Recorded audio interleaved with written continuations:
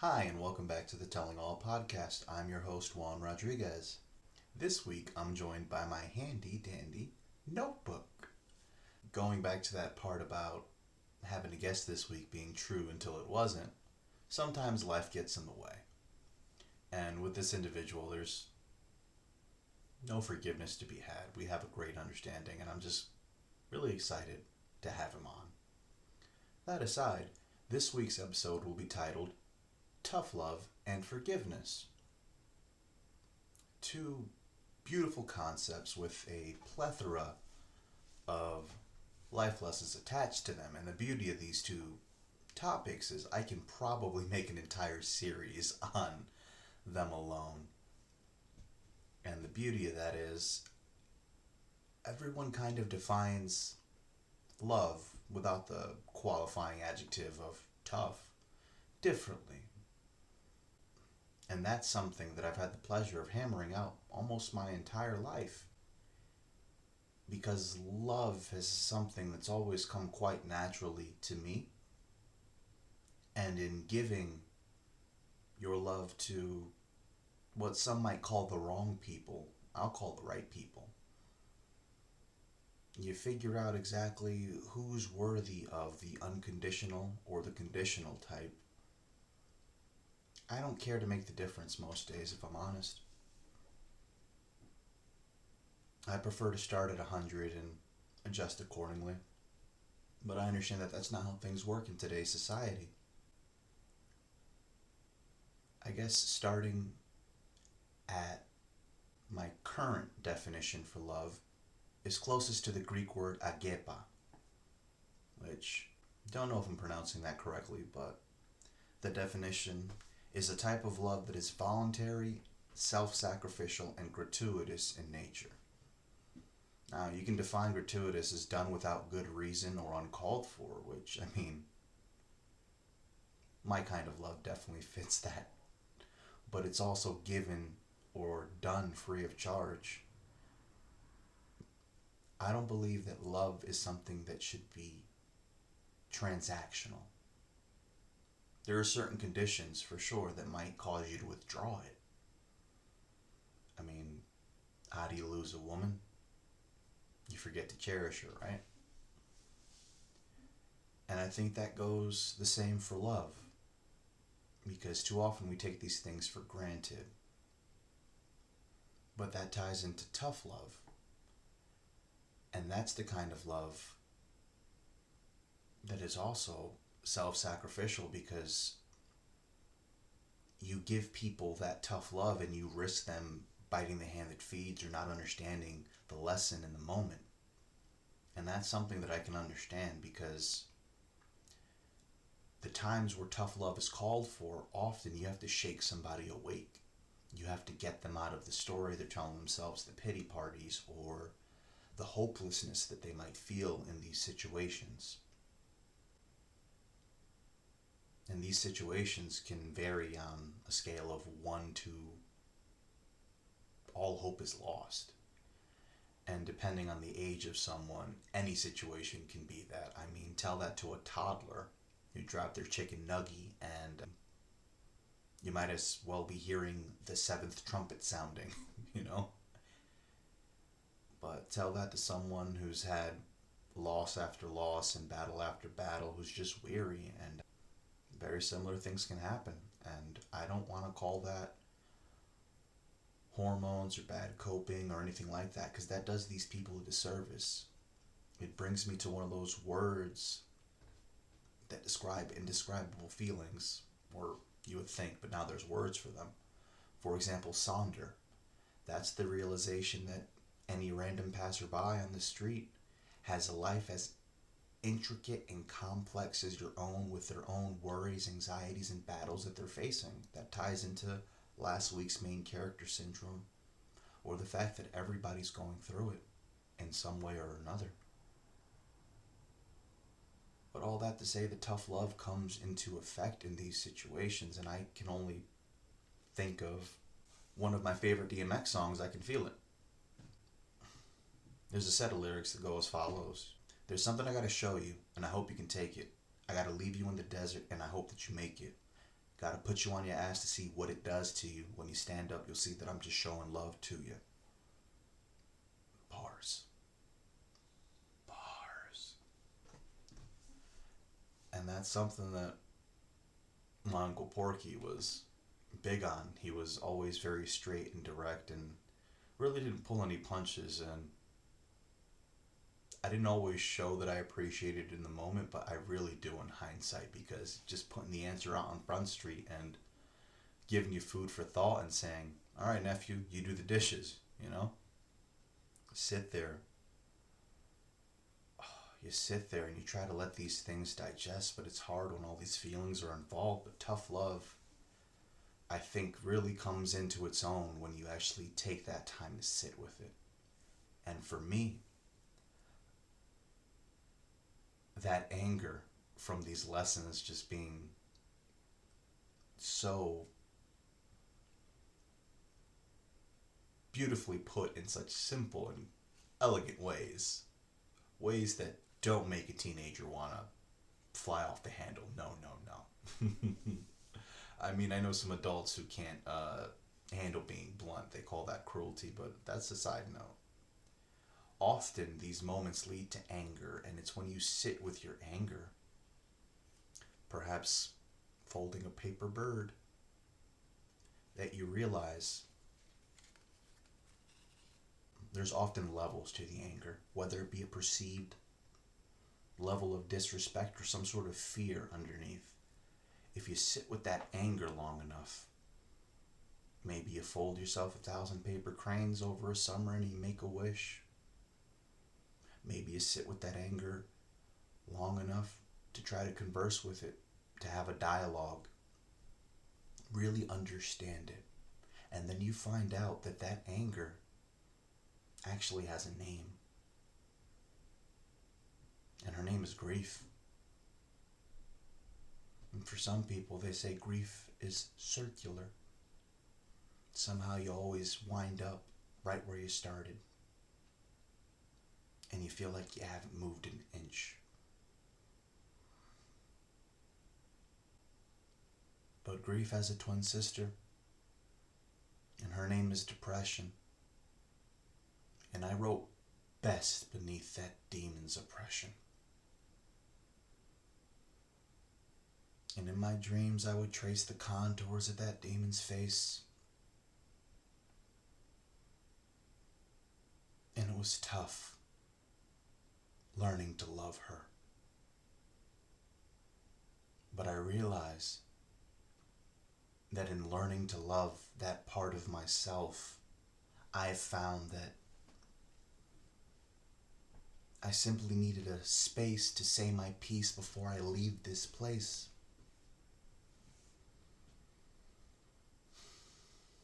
And that version of me that was so under her spell, there was a time where I despised that version of myself, but I've always wondered what I'd do without him. So I grew to love the man. But there it is again. Love above everything is the essence, no matter how tough. It's the revelation, the crown jewel of every earth angel's education. That's Decca. On the way through. And choosing love above everything can often lead to rejection. And when you're so young, you don't realize that that rejection is not of you and the love you have to offer, but it's a rejection of the self from the other. For they have not yet learned to love themselves. So how could they accept it from another when they don't feel like they're worth it themselves? So I suppose the hardest part of it all for me was learning to love myself through the years by revisiting old journals, old poetry, telling stories, and realizing that there was a better way in all my hurt and all my lashing out. But I didn't know better then. I was doing the best I could with what I had, and that was a lot of grief, that was a lot of anger and resentment.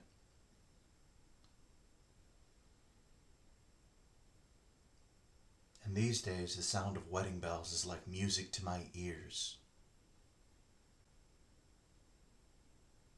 The marriage of heaven and hell, the sacred veil of tears, the conviction that a wish could shatter this house of mirrors.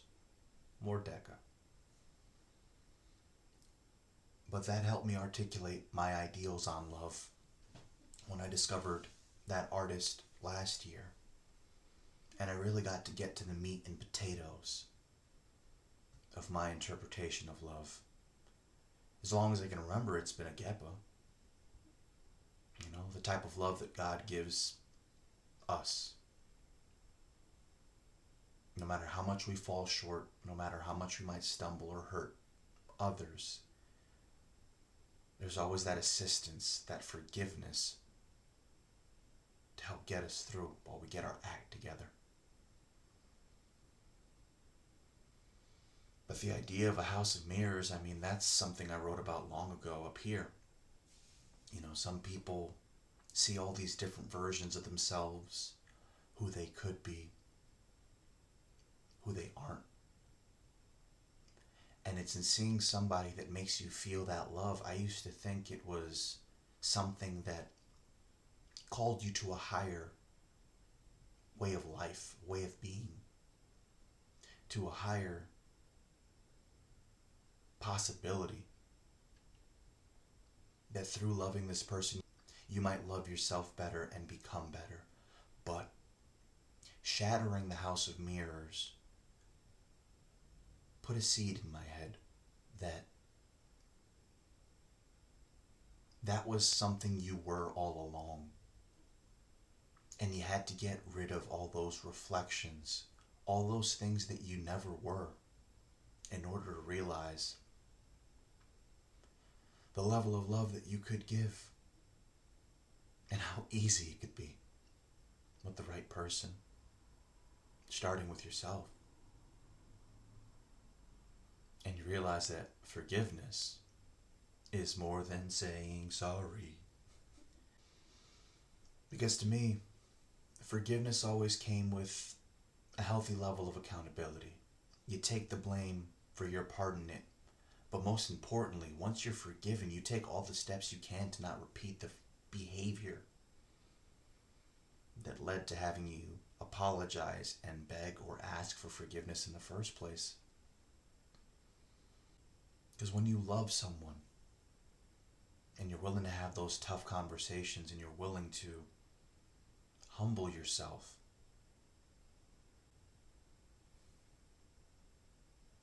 you realize that some things are absolutely worth fighting for and some things are absolutely worth being wrong about. And when you have that kind of love, the kind that's worth fighting for, the kind that's worth sitting and folding a paper bird, just to gather yourself and not say something that you'll regret.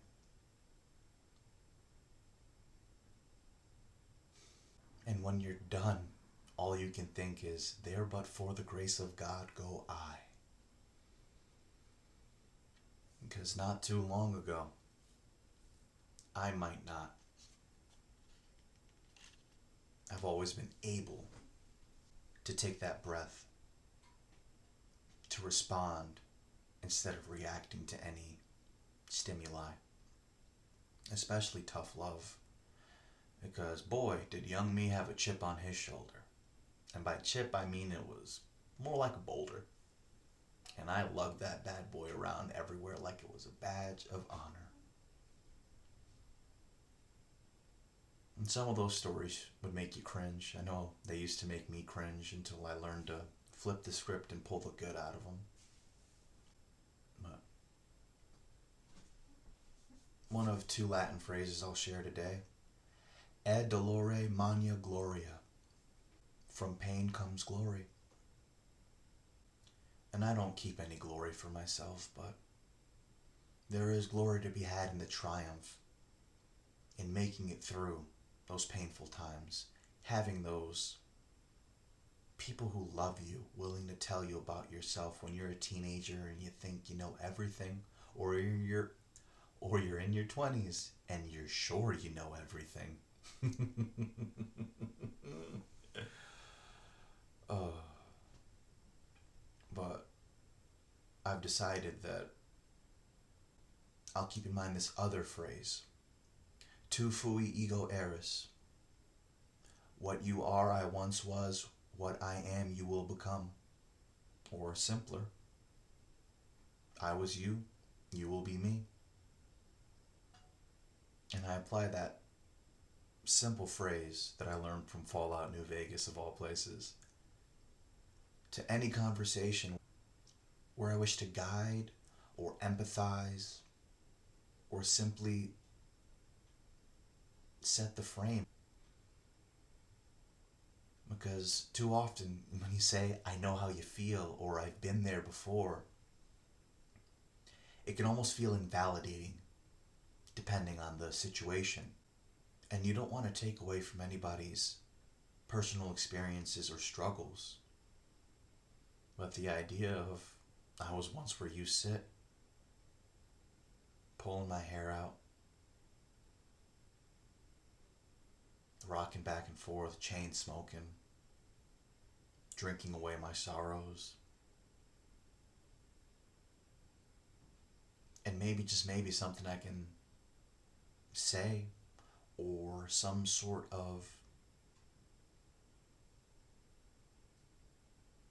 being present from a place of understanding can help. And that takes me back to some tough love that I'm always happy to receive from one of my best friends. And a tough conversation where I got to share some stuff that I'll now share with you guys, with you all. And it was regarding something that I used to cope once upon a time. Uh, the devil's lettuce, the Mary Jane, the reefer, the wacky tobacco. I'm sorry, I had too much fun with that. We had a conversation when I decided to give it up. And it's been over a month now, and I'm still of the mind that it's for good. But it could also be for a season. That's not the point. The point is, I got to articulate just how much I hated it for so long. My late teens and my 20s, my friends, they know I'd be feeling it because they would always say, oh, you're smiling. And that's the only time you seem to smile these days. And that always hit home. It's not that it hurt, but it was more something I needed to hear. Because I had a real stone face for a long time. Something I adopted in my youth to survive. Or so I told myself. But having that conversation and finally getting to articulate all the things I despised about it, I was asked, and why did you do it? And I didn't have to think about it. I told them it's because it's the only time I could feel. It would make me wide open. I'm already so sensitive. But when you're in survival mode, those walls don't come down easy. It's very difficult to let those defenses down and let anything in. But a blunt or a joint later, and I'd be wide open to everything. And I could smile, and I could laugh, and I could let go of my worries. And for a little while, my anxieties too, but they would come back with a vengeance. And I'd get these little tics, these halves of a conversation that I have to say out loud to stop the intrusive thoughts. And those could show up like shut up or nobody cares. And my friends knew that I never meant them. I was having a debate in my mind, and sometimes I just had to say it out loud to shake the thought. And it wasn't until recently that I realized it had nothing to do with the pot. It had everything to do with the things that I was oppressing and the things that I didn't want to say out loud.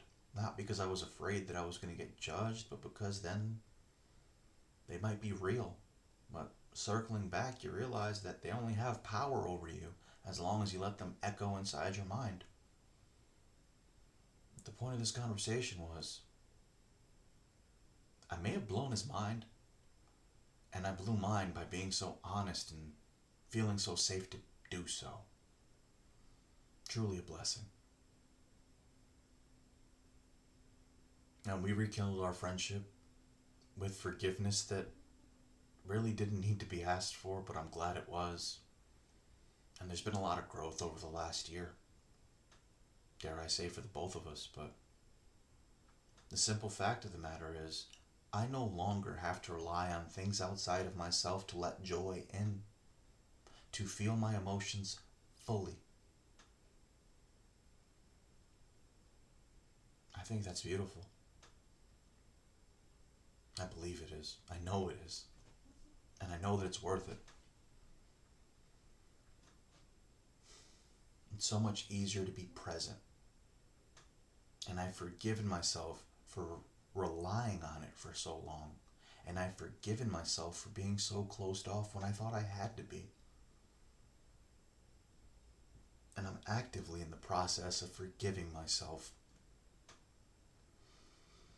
for all the tough love that I seem to be dishing out these days. I just can't sit idly by while I watch the people I love repeat the same patterns and go through the same hardships time and time again. It's hard because I'm just a mortal man. I'm no better. I'm barely on the other side of this thing. It's really only been about 2.5 months that I've really stepped into who I've always been.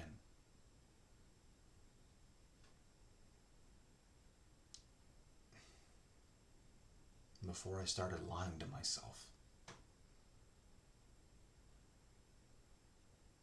And it's not about sparing others. It's not about preserving how I look. It's about being in somebody's corner, but that somebody has to be willing to listen. They have to be willing to ask for that forgiveness and take steps to avoid making the same mistake.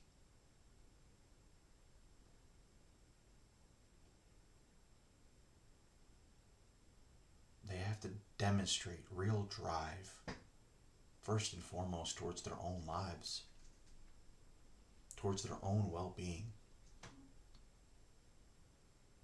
And I find that more and more people are appreciative of it. It's actually refreshing when you have enough conversations and people realize you're not blunt because you're cold and crass, you're blunt because there's just no time to waste. And one of the most difficult, thought-provoking questions I've heard through poetry was, how do we forgive ourselves for all the things we did not become?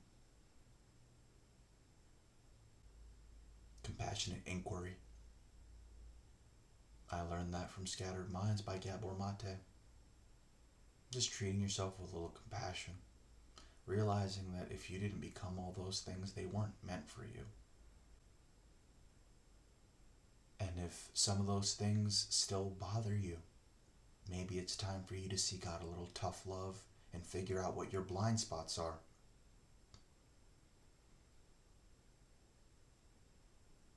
Those blind spots that keep you from reaching your potential or expressing yourself, or simply setting a boundary for your own mental health. This episode wasn't particularly scripted. But I thank you very much for coming along for the ride. And I suppose I'll leave you all with this question. What's some of the best tough love you've received in your life?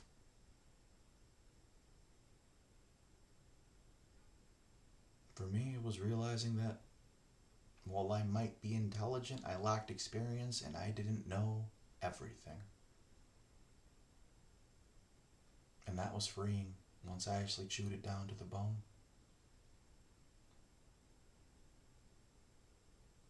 All that to say, whether you're a parent, a sibling, or a lone wolf,